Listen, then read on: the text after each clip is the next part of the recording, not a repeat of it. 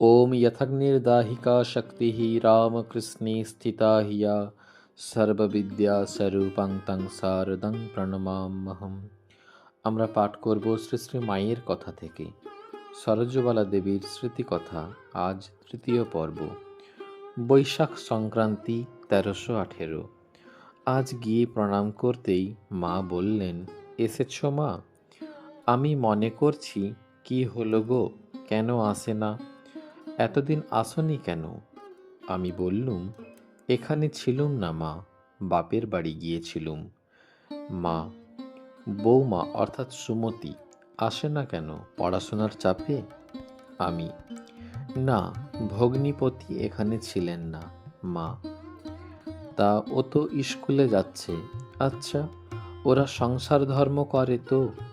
আমি বললুম, কাকে বলে সংসার, কাকে বলে ধর্ম তা কি জানি মা, আপনিই জানেন। মা একটু হাসলেন। মা, কি গরম পড়েছে বলে বাতাস খেতে পাখাখানা হাতে দিয়ে বললেন, আহা, দুটো ভাত খেয়েই ছুটে আসছো, এখন আমার কাছে একটু শো। মাকে নিচে মাদুর পেতে দিয়েছে। তার বিছানায় শুতে সংকুচিত হচ্ছি দেখে বললেন, তাতে কি মা, শো, আমি বলছি শো। অগত্যা শুলুম। মার একটু তন্দ্রা আসছে দেখে চুপ করে আছি। এমন সময় দুই একটি স্ত্রী ভক্ত এবং শেষে দুজন সন্ন্যাসিনী এলেন। একজন প্রৌঢ়া, অপরটি যুবতী। মা চোখ বুজেই বলছেন, কে গো মা, গৌরীদাসী এলে? যুবতী বললেন, আপনি কি করে জানলেন মা? মা বললেন, টের পেয়েছি। কিছুক্ষণ পরে উঠে বসলেন।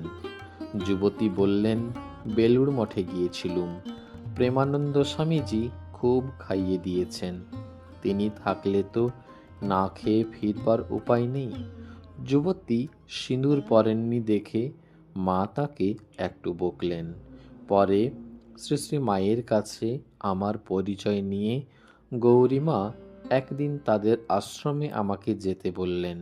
সেখানে প্রায় 50-60 জন মেয়েকে শিক্ষা দেওয়া হয়। তুমি সেলাই জানো? আমি সামান্য কিছু জানি বলাতে তিনি তার আশ্রমের মেয়েদের তাই শিখিয়ে আসতে বললেন। মায়ের আদেশ নিয়ে গৌরীমার আশ্রমে একদিন গেলুম। তিনি খুব স্নেহ যত্ন করলেন এবং প্রত্যহ 2-1 ঘন্টা করে এসে মেয়েদের পড়িয়ে যেতে অনুরোধ করলেন।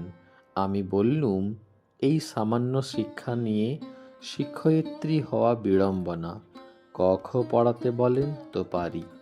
গৌরীমা কিন্তু একেবারে নাছোড়, অগত্যা স্বীকৃত হয়ে আসতে হলো। একদিন স্কুলের ছুটি হলে গৌরীমার আশ্রম হতে মায়ের চরণ দর্শন করতে গেলুম। গ্রীষ্মকাল, সেদিন একটু পরিশ্রান্তও হয়েছিলুম।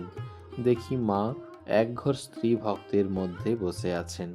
আমি গিয়ে প্রণাম করতেই মুখপানে চেয়ে মশারির উপর হতে তাড়াতাড়ি পাখাখানি নিয়ে আমায় বাতাস করতে লাগলেন।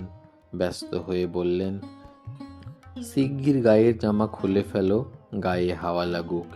কি অপূর্ব স্নেহ ভালোবাসা! অত লোকের মধ্যে এত আদর যত্ন, আমার ভারী লজ্জা করতে লাগলো। সবাই চেয়ে দেখছিল। মা নিতান্ত ব্যস্ত হয়েছেন দেখে জামা খুলতেই হলো। আমি যত বলি পাখা আমাকে দিন, আমি বাতাস খাচ্ছি, ততই স্নেহ ভরে বলতে লাগলেন, তা হোক হোক, একটু ঠান্ডা হয়ে নাও। তারপর প্রসাদ ও 1 গ্লাস জল এনে খাইয়ে তবে শান্ত হলেন।